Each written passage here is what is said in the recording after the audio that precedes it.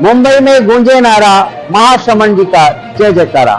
श्री महाश्रमण जी 52,000 kilometre की यात्रा करते हुए मुंबई में चातुर्मास हेतु पहुंचे हैं। गुरुदेव का आगमन मुंबई वासियों के लिए वाकई परम सौभाग्य की बात है। ओम नमो अरहंताणं। ओम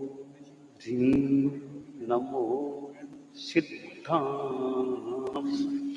ओम नमो आयर्याणं। ओम नमो उवच्छायानम्। ओम नमो लोई सब्बसाहूनम्। ओम नमो अरहंताणम्। ओम नमो सिद्धाणं। ओम नमो आयर्याणं। ओम नमो उवच्छायानम्। ओम नमो लोई सब्बसाहूनम्। एषो पञ्चनमुक्कारो सब्बपावपनाशनो मङ्गलानं च सब्बेशि पदमं हवै मङ्गलम्। पदमं हवै मङ्गलम्। तीर्थंकर महावीर को नमन। तीर्थंकर के प्रतिनिधि श्रमणों में महाश्रमण परम पूज्य आचार्य श्री महाश्रमण जी के श्री चरणों में वंदना। साध्वी वरिया जी, साधु साध्वी वृंद, उपासक श्रेणी, बंधुओं एवं बहनों, श्रमणों की समुपासना, श्रमणोपासक नाम, शास्त्रों का श्रोता सजग, श्रावक नाम ललाम। परम पूज्य गुरुदेव तुलसी व्याख्या करते हुए फरमाते हैं, जो श्रमणों की उपासना करते हैं वे श्रमणोपासक कहलाते हैं, और जो शास्त्रों की बातों को सजगता से ध्यान पूर्वक सुनते हैं वे श्रावक कहलाते हैं। यहाँ परम पूज्य गुरुदेव की सन्निधि में चतुर्विध धर्म संघ उपस्थित है और भी लोग उपस्थित हो सकते हैं। सब श्रावक बनकर के पूज्य प्रवर की अमृत देशना का श्रवण करें और उसमें से जो तत्व जीवन में अपना सकते हैं मोक्ष की दिशा में आगे बढ़ने के लिए। उपासक भी यहाँ पर हैं, पर वे उपासक श्रेणी के सदस्य हैं और श्रवणोपासक सभी कहला सकते हैं। हम सभी श्रावक दृष्टि से, गुरुदेव तुलसी ने कहा था साधु भी एक दृष्टि से श्रावक है, क्योंकि वह भी शास्त्रों की बातों को सजगता से सुनता है। तो हम पूज्य प्रवर की अमृत देशना को सजगता के साथ में सुने। निवेदन परम पूज्य गुरुदेव। महावीर तुम्हारे चरणों में श्रद्धा के कुसुम चढ़ाए। हम ऊंचे आदर्शों को अपना जीवन की ज्योति जगाए। हम महावीर तुम्हारे चरणों में श्रद्धा के कुसुम चढ़ाए।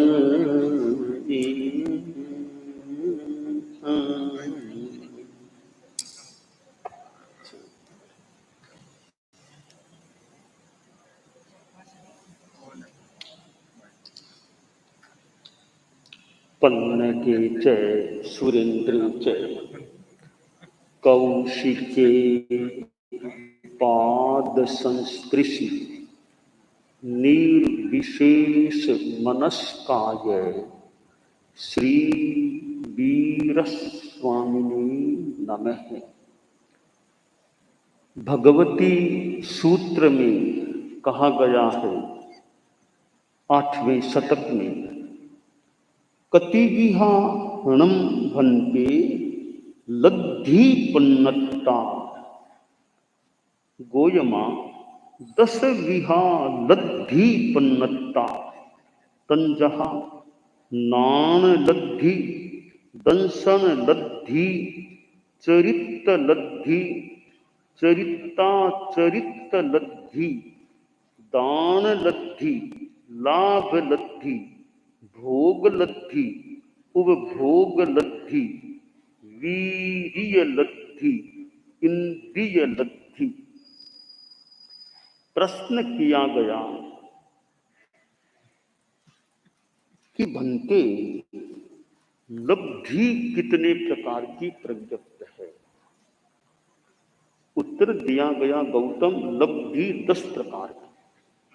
ज्ञान लब्धि, दर्शन लब्धि, चारित्र लब्धि, चरित्र लब्धि, दान लब्धि, लाभ लब्धि, भोग लब्धि, उपभोग लब्धि, वीर्य लब्धि, इंद्रिय लब्धि। भगवती सूत्र में यह जो लब्धि की बात आई है, यह लब्धि जैसे उपलब्धि, कुछ उपलब्ध हो जाए, यह उपलब्धि या लब्धि है। इस पर हमारे चारित्रात्माएं भी हैं और भी उपासक आदि भी हैं। आगम की बात है लब्धि, वो 10 लब्धियां बताई गई हैं। ये 10 लब्धियां आत्मा की निर्मलता से जुड़ी हुई है। एक तो कोई बाहर से भौतिक चीज मिल गई, यह मिल गई चीज, यह चीज उपलब्धि, उसको पद मिल गया, उसको पैसा मिल गया, भौतिक चीज मिल गई। एक ये लब्धियां उपलब्धियां हो सकती हैं। पर यहां भगवती सूत्र में जो 10 लब्धियां बताई गई हैं, उन पर हम जरा ध्यान दें। वे 10 ही लब्धियां 4 घाती कर्मों के क्षयोपशम क्षय से होने वाली आत्मा की उपलब्धियां हैं। इनमें भौतिकता नहीं है। आत्म निर्मलता से उत्पन्न होने वाली आत्म निर्मलता की स्थिति है, उसमें जो विशेषता उजागर होती है वह लब्धि है। तो ये 10 लब्धियां मानो कि एक चेतना की निर्मलता से जुड़ी हुई है और 4 घन घाती कर्मों के विलय से जुड़ी हुई है। 10 लब्धियों में पहली लब्धि ज्ञान लब्धि है। तो मति ज्ञान, श्रुत ज्ञान, अभी ज्ञान है। ये ज्ञानावरणीय कर्म जो घाती कर्म है, घात्य कर्म, घन घाती कर्म, घन घात्य कर्म, उसके विलय से जुड़ी हुई है। और ये ज्ञान लब्धि है, सब में एक समान नहीं भी होती है। हम मनुष्यों में ही देखें, कईयों में ज्ञान लब्धि बहुत प्रखर अच्छी होती है, कईयों में मंद होती है। अवबोध, बोध की क्षमता, स्मरण शक्ति कईयों की बहुत अच्छी होती है, कईयों को याद नहीं रहता। तो स्मृति शक्ति में भी अंतर मिलता है। अब कंठस्थ करना है, एक साधु दिन में 25, 30, 35 श्लोक याद कर ले, दूसरा साधु 5 श्लोक भी याद करना, मुश्किल हो जाए। तो ये ज्ञानावरणीय कर्म में मानो तारतम्य है। अब समझ शक्ति है, एक आदमी बहुत जल्दी बात को पकड़ लेता है, ग्रहण कर लेता है, दूसरा आदमी उसको 2 बार 3 बार बताओ तो फिर कोई थोड़ा समझेगा, हाँ यह बात ऐसे है। तो समझ शक्ति का अंतर, स्मरण शक्ति का अंतर होता है। यह ज्ञानावरणीय कर्म का क्रियोपशम का अंतर, किसमें ज्यादा सम है, किसमें कम है।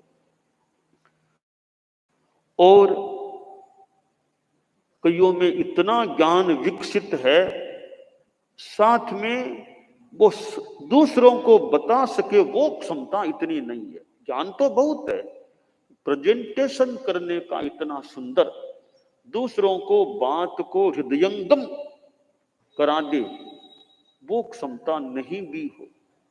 और कईयों में ज्ञान भी है, समझाने की कला भी सुंदर है, अच्छी है।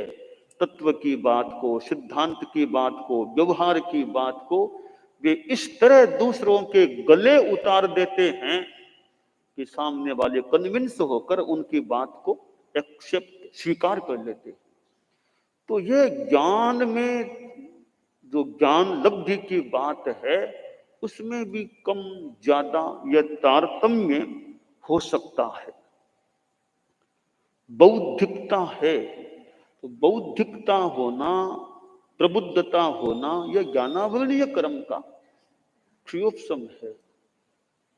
अब बौद्धिकता की अवज्ञा कर दे, बुद्धि में क्या पड़ा है, बुद्धि में क्या क्या क्या, बुद्धि में यूं क्या पड़ा, अवज्ञा करे तो हो सकता है कि बुद्धि भी दूर होने को मानो तैयार हो जाए। वे क्या करेंगे, या तो मेरा मान सम्मान है ही नहीं, यहाँ रह करके मैं क्या करूं, या अगले जन्म में फिर बुद्धि न आए, ज्यादा न आए। तो ज्ञान और बुद्धि का सम्मान करेंगे तो आशा करें ज्ञान बुद्धि हमारे पास रहना चाहेंगे, रहेंगे।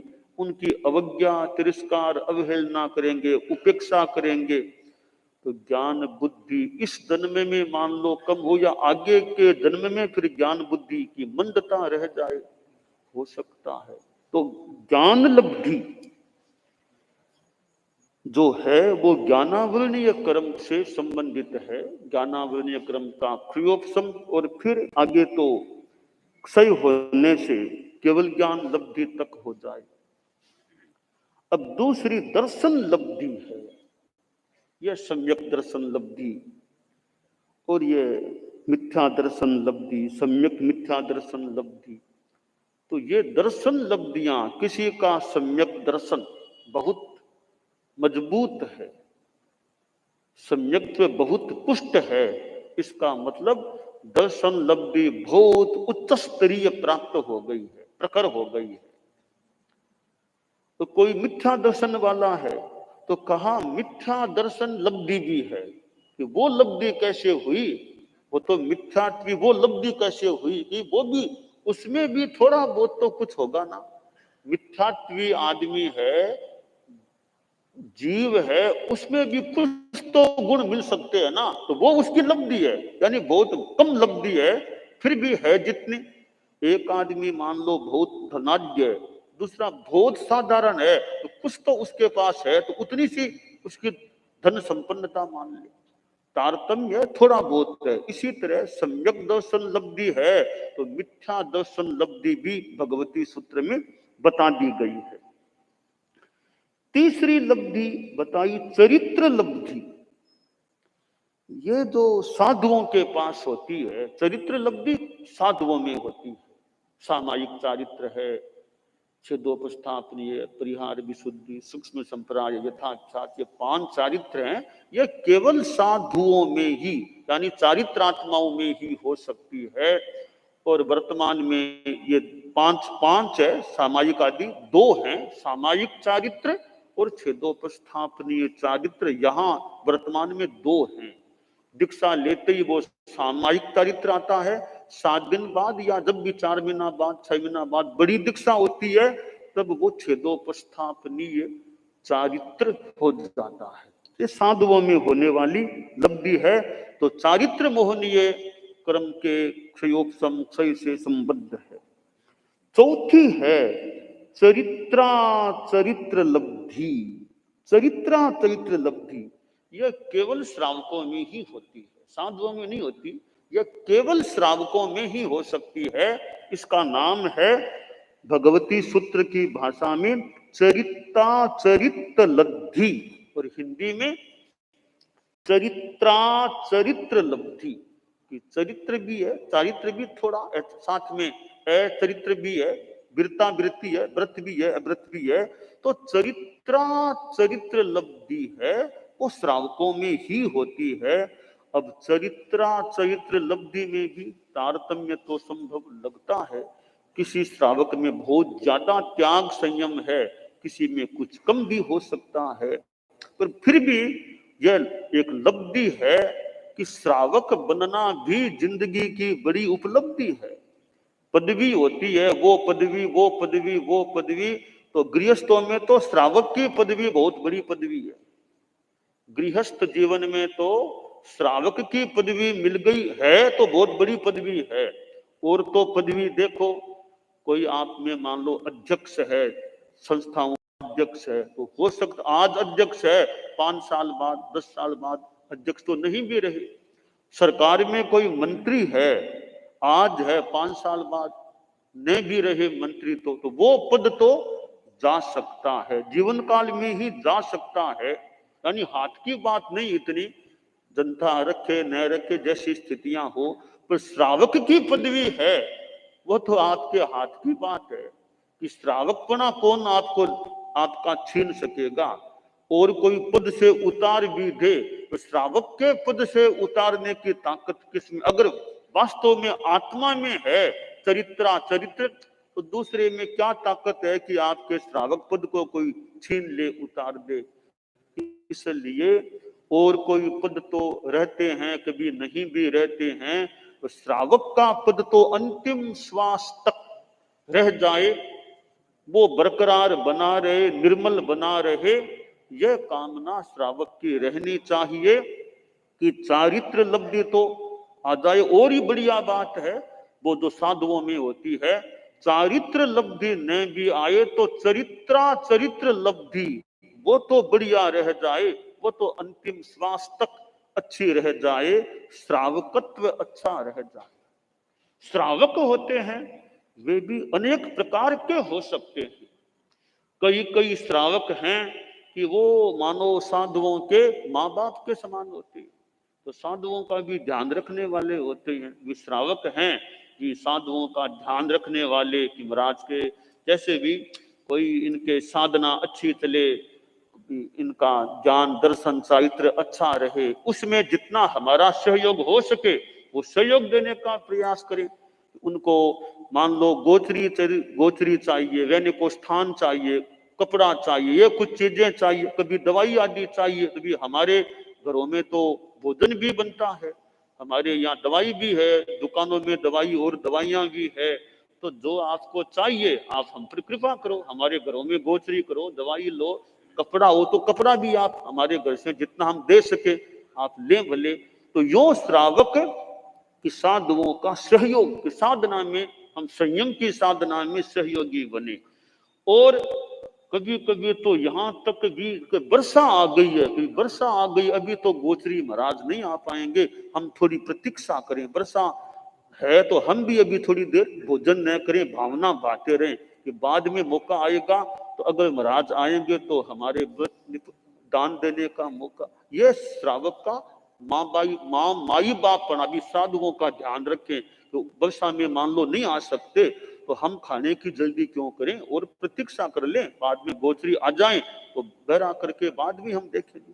तो यह श्रावक का माता पितापना होता है। और कभी लगे पता चले कि अमुक साधु है वो संयम में थोड़ा अस्थिर हो रहा है, उसकी कमजोरी आ रही है कि साधुपना कैसे पालूंगा, कैसे कमजोरी आ रही है, तो वहां भी श्रावक कई बार उनको समझा करके फिर उनको स्थिर करने का भी संयम जीवन आपको मिला, इसको छोड़ने का कभी मत सोचो, वो मजबूत उनको बना दे ये ऐसे श्रावक मानो कई साधुओं के माता पिता तुल्य कोटि के श्रावक हो जाते हैं। हालांकि श्रावकों में ऐसे भी हो सकते हैं, शास्त्र में कहा गया है कि कई श्रावक तो सोत के समान होते हैं, वो साधुओं का हित इतना नहीं करते, वो जैसे तैसे साधुओं की निंदा और करना, उनको सहयोग की भावना इतनी नहीं रखते, बस निंदा करना, वो कहीं कोई छोटा मोटा छिद्र मिल जाए तो उसका दुरुपयोग करना, उस रूप में उनका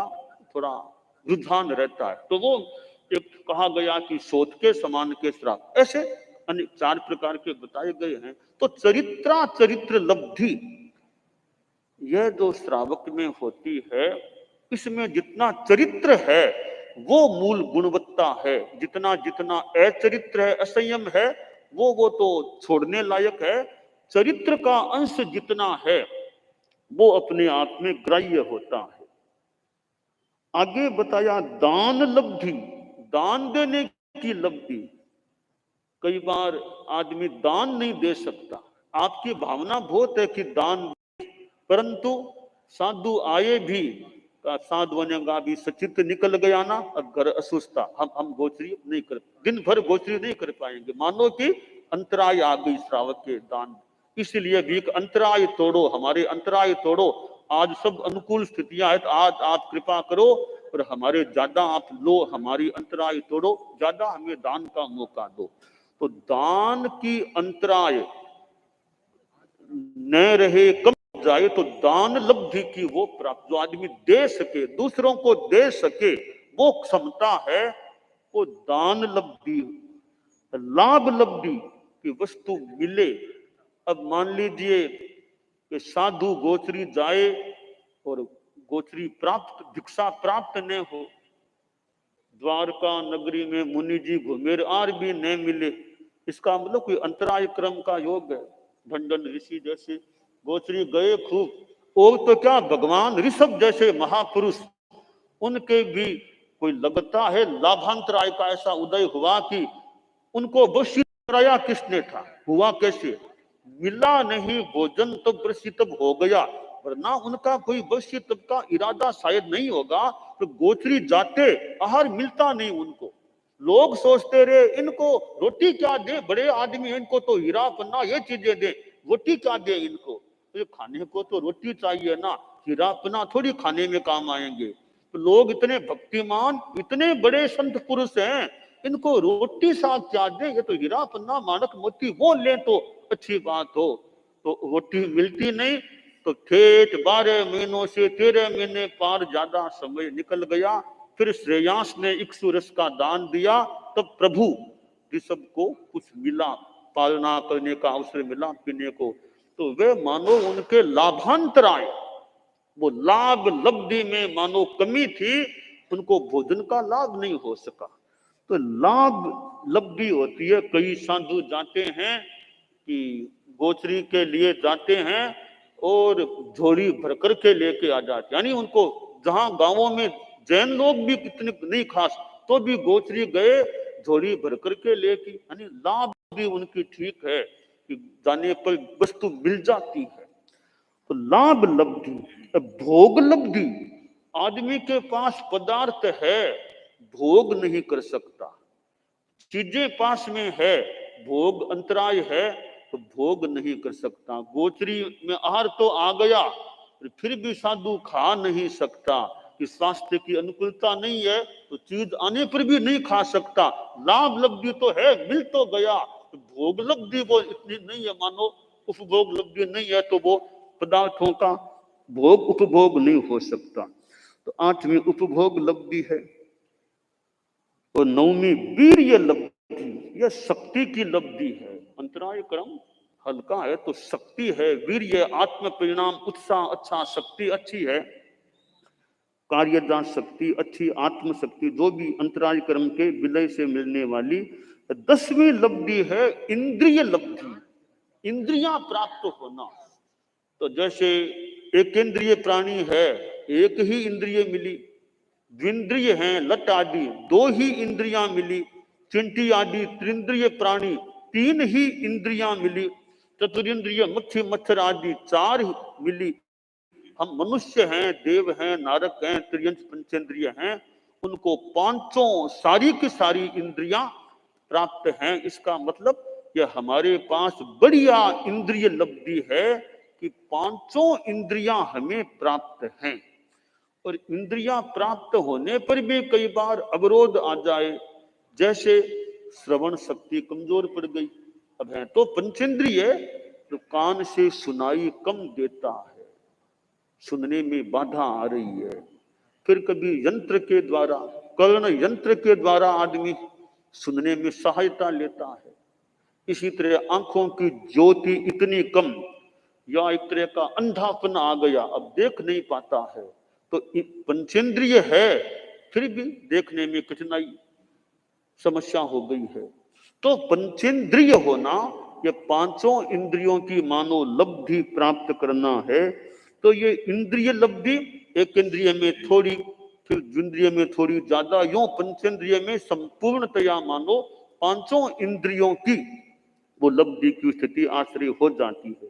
ये 10 लब्धियां भगवती सूत्र में यहाँ 8वें शतक में बताई गई हैं। ये 10 लब्धियां हैं, वो वैसे बाह्य नहीं है, ये गण घाती कर्मों के, 4 घाती कर्मों के क्षयोपशम से या क्षय से उत्पन्न होने वाली चेतना की स्थितियां हैं। तो हम यह प्रयास करें, हमारा ज्ञान भी बढ़े, दर्शन भी अच्छा हो, चारित्र अच्छा हो, सब लब्धियां हमारी अच्छी रहे, तो यह कर्मों के क्षयोपशम से और फिर कभी क्षय से भी ये लब्धियां प्राप्त हो सकती हैं। दानान शिष्ठम अभयपयानम सच्चेषु या अनवज्जं वयन्ति तवेषु या उत्तम बंभचेरम लोकोत्तमे समनेनाय।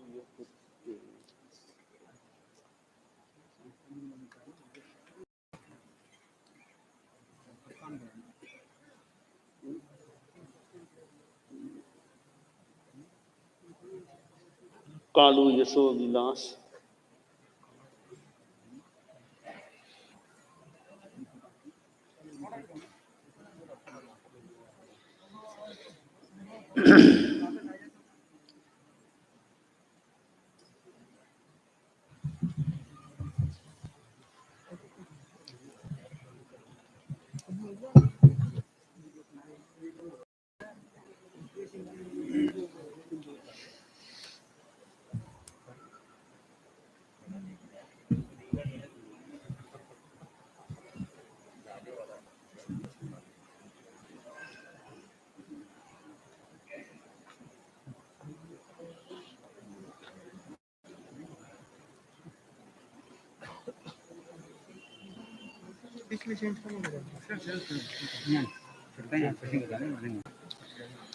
परम पूज्य कालूगणी प्रवर जोधपुर चतुर्मास कर रहा है और कुछ विरोध की स्थिति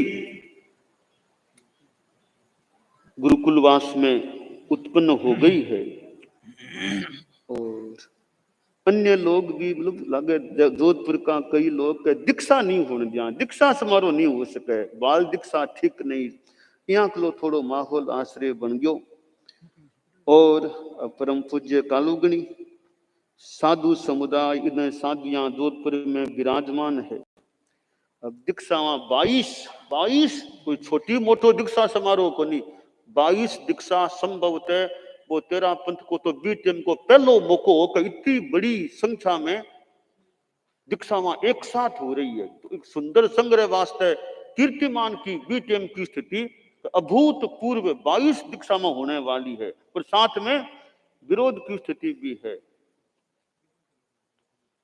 अब आगे वर्णन आयो है, बाधक बन विद्रोह खूब उठायो क्षुद्र जन, इत उत ऊहा पोह राज भवन लग संचरियो। राज भवन तक वो विरोध की मानो बात जा रही है। जी हाँ, आश्रय चैन सिंह राठौड़ बर ठाकुर पोखरन रा, फिर दीवानरी छोड़ घना लोक वह काविया, आखिर दीक्षा रोक करने किसी धमकियां, आती लोक विलोक महता कियो मुकाबलो।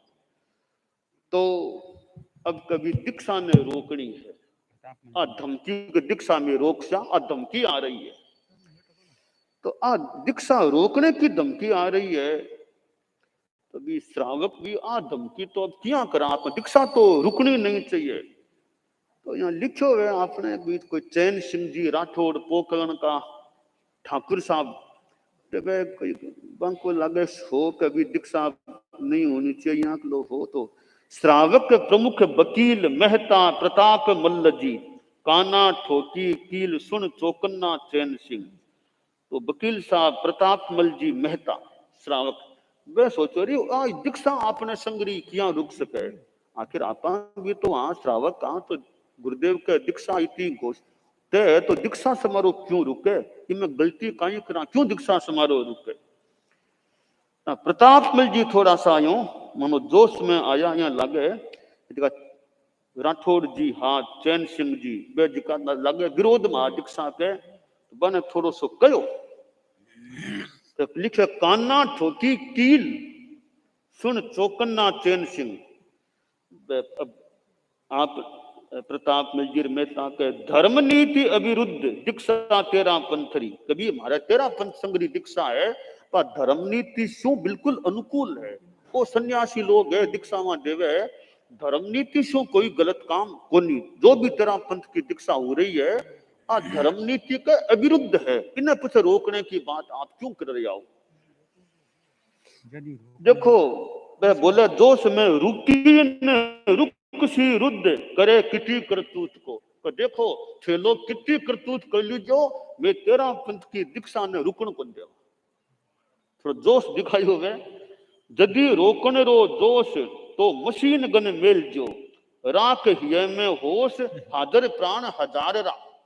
तो देखो दीक्षा रोकने की बात करो, अब कड़ी बात है आप, तो कभी मतलब कहने में अड़ता ही कह दी कि मैं जोधपुर का लोग मां के युवक काई बाल गोपाल काई 1000 आदमी प्राण देने तैयार हो जी, दीक्षा नहीं रोकने देवा लांगे।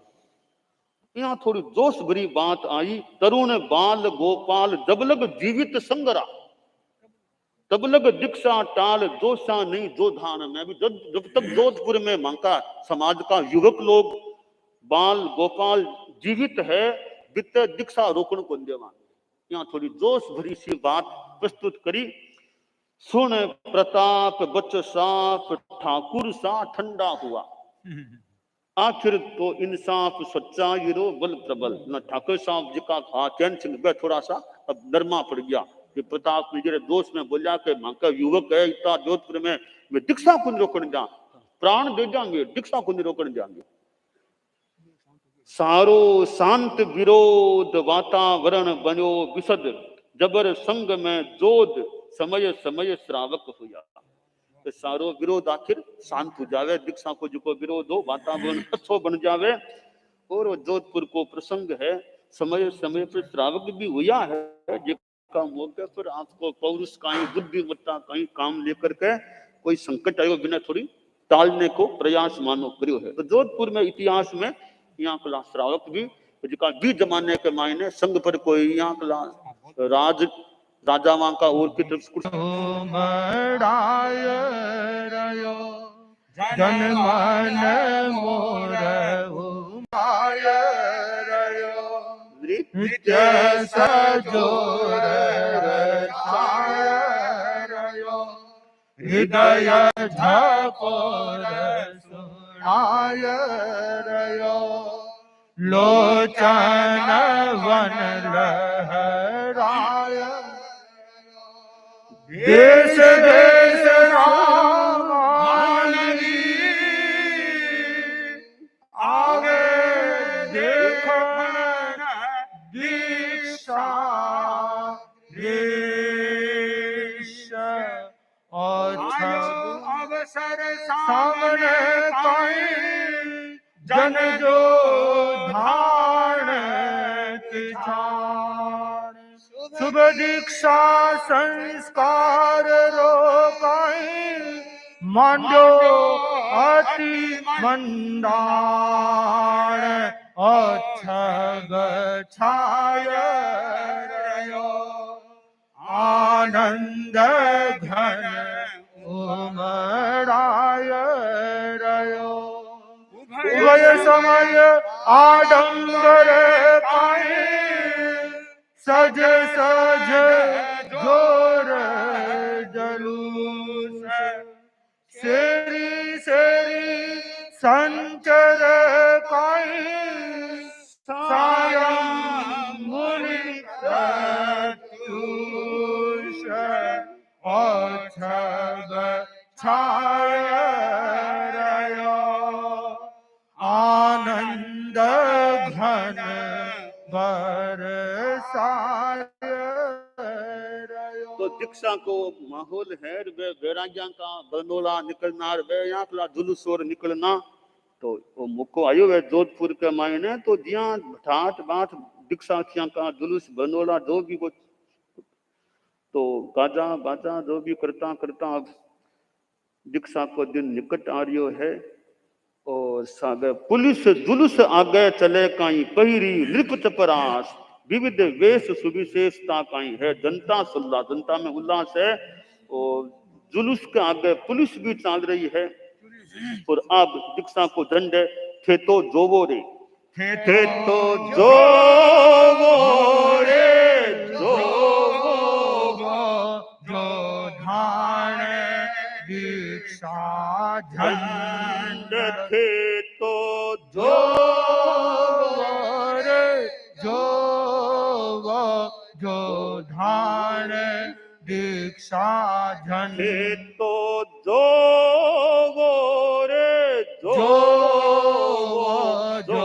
धान दीक्षा झंड मत खोवो रे खोवो अवसर मिलो अखंड मत खोवो रे खोवो अवसर मिलो अखंड थे तो जोवो रे जो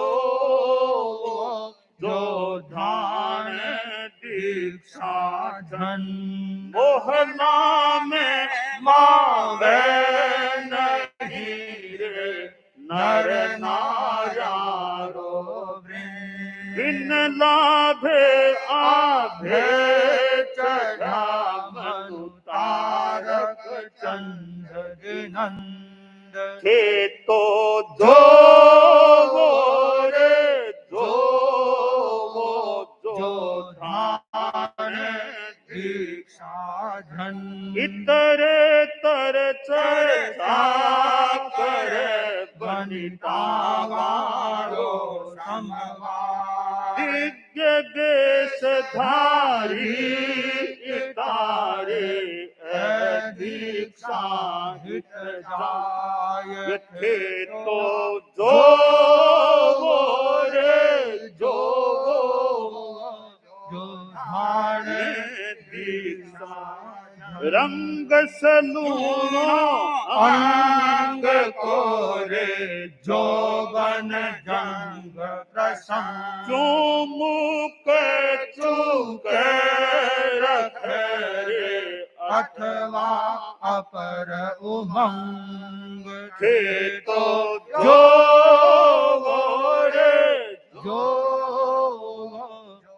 धान दीक्षा झंड सहिया तेरा पंथ गोरे भाग्य बखानो नहीं कोई नाम है तुझे रे तो लो अपर समाज थे तो जो रे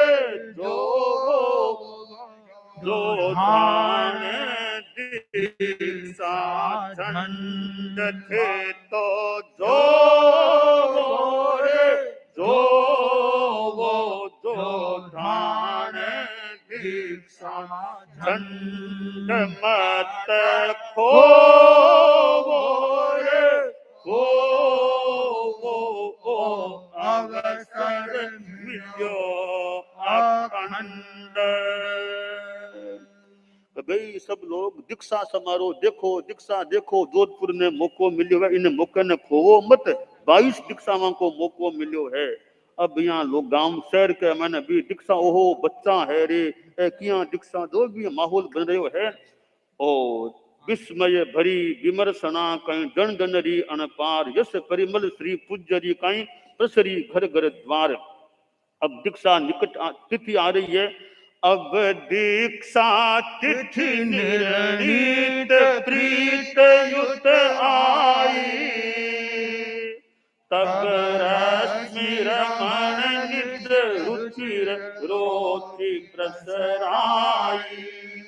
कल कल रव पूजित विहग बधाई गाई। मंदिर मंदिर झनन झल्लरी झननाई। तब सयन सयन जन नयन अयन उगराए। ओ अभिनव दीक्षा ओ छवि जो धाने, जो पर तख पेखी अपनो भाग्य बखाने। अब दीक्षा को दिन आ रही है, सूर्य उदय हो गयो है और मंदिरा में झन झन करती झलरिया की झनकार हो रही है। लोग भी अब सोने का सैया वगैरह छोड़ के अब तो दीक्षा समारोह में लोगों ने भी जानो है। और कल कल रव पक्षियां मतलब बधाइयां दे रही है, कल कल रव के ब्याज सुन। अब गुरुदेव भी बधा रहा है दीक्षा के मंडप में। अब परम पूज्य दीक्षा मंडप में आया, सरदार स्कूल प्रांगण में घना सुहाया। चारों तीरथ ग्रह गण नक्षत्र कहाया। सिंहासन शोभे गणपति उलुपति छाया।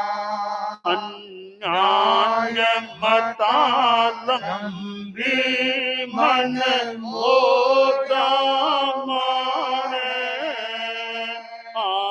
अभिनव दीक्षा छवि जो धारे। परम पूज्य कालुगुणी पधारे है, दीक्षा स्थल पर पधार रहा है। और आखिर वो शिक्षा संस्थान को मैदान में लिखे हुए सरदार स्कूल प्रांगण में, कोई कॉलेज को जो भी शिक्षा संस्थान बठे कालुगुणी दीक्षा के स्थान पर पधारे है। और सिंहासन की तरह मानो ऊपर पट्ट पर ऊपर यहाँ कालुगुणी विराज हुआ है। और साधु साधियां मानो ग्रह नक्षत्र तारा मानो कालुगुणी के आसपास साधु साधियां के रूप में स्थित हो गया है। और दीक्षा को ही तो सुंदर माहौल है। जय जोधान नरेशरु काई बैस हवाई यान, आया श्री जिन संसदी मनु सुरवर साज विमान। गगन मगन मन मालता सो झुक झुक झांके दृश्य, मध्य मुनिप महिमा गुरु मनु उडुपति ओप अदृश्य। और दीक्षा समारोह को प्रसंग है बतायो गयो है कि जयपुर नरेश मान सिंह जी, जोधपुर नरेश उमेद सिंह जी ए भी हवाई यात्रा के द्वारा दीक्षा समारोह के आसपास हवाई यात्रा के द्वारा बैठे आकाश में पहुंचा है। मानो कि विमान में देवता कोई तीर्थंकरा के खने मतलब आ रही है बिया कलोसो जहाँ देवता ऊपर से आवे तीर्थंकरा के समोसन में बिया धरती का देवता मान लो, मनुष्य धरती का देवता राजा लोग है वे विमान के मायने यहाँ विमान ऊंचो नीचो कर करा के वे दीक्षा समारोह को मन ऊपर से यहाँ अवलोकन कर रहा है। और यहाँ के लोग माहौल जठे राजा लोग विमान शू दीक्षा समारोह के समय के आसपास समय में यहाँ आकाश में घूम रहा है। तो इस स्थिति के मायन अब दीक्षा को समारोह संपन्न होना है। और अटताई बतायो गयो है कि आ घटना जी की घटी है के किया वे जिका राजा लोग जी दीक्षा समारोह के स्थल के आसपास जिके ढंग वे बठे पहुंचा है कि आकाश की एरिया के मायने तो बिकी जानकारी यहाँ मिले है कि उदयपुर निवासी मालम सिंह जी मुरडिया वे जोधपुर आया। जोधपुर नरेश का भाई अजीत सिंह जी सु मिलने के वास्ते के बंगले पर वे मुरडिया जी गया। जना मुरडिया जी सु वे कहो के भी आज जोधपुर में एक दीक्षा को प्रोग्राम हुयो है हो। और अभी जयपुर नरेश मान सिंह जी, जोधपुर नरेश उमेद सिंह जी, नरेश का साला साहब और मैं वे हवाई यान में बैठ करके दीक्षा मंडप को दृश्य देख करके आया हूं। तो जिका मुरडिया जी गया मिलने के वास्ते और वे जोधपुर नरेश का भाई अजीत सिंह जी वे आने बता रिया है मुरडिया जी ने अपनी बात बता मैं आज गया हाँ कौन कौन गया जो जयपुर नरेश मान सिंह जी, जोधपुर नरेश उमेद सिंह जी, नरेश का साला साहब और मैं को मतलब जिका मिलने वास्ते गया अजीत सिंह जी वे लोग इस रूप में देखो तो कि हवाई यान में बैठ करके मैं दीक्षा मंडप को दृश्य देख करके आया हाँ। बहुत भव्य और बहुत आकर्षक कार्यक्रम हुआ। जना मालम सिंह जी पीछे बठू गांव मिलने के बाद कालूगणी का दर्शन करया। मालम सिंह जी इस संबंध के मायने बठे आपने कोई ना जानकारी को नहीं कि कोई यहाँ राजा लोग भी आया तो वे मालम सिंह जी निवेदन जानकारी दी वे मिल के आया भी वास्ते। जोधपुर नरेश ने इस संबंध में किसी को कोई सूचना कभी देखने जा रही वे एकदम बिना कोई सूचना के आपके ढंग से बठे पहुंचा है। तो यहाँ को मतलब जिसकी जानकारी बताई गई है कि राजा लोग भी यहाँ दीक्षा समारोह के राजघराने का लोग भी खैर कालूगनी का अपना पुण्यवत्ता का प्रसंग है। तो अब दीक्षा समारोह है। अब क्या कालूगनी दीक्षा दिरा रही है क्या समारोह संपन्न हुए आदि बातों को वर्णन क्या कालूगनी जोधपुर चौमासो संपन्न कर ग्यार करावे है आ बातों को वर्णन यथासंभव आगे आ सके। मंगलम अरहंता लोगुत्तमा सिद्धा लोगुत्तमा साहु लोगुत्तमा केवली पन्नतो धम्मो लोगुत्तमो अरहंते शरणं भवज्जामि सिद्धे शरणं भवज्जामि साहु शरणं भवज्जामि केवली पन्नतो।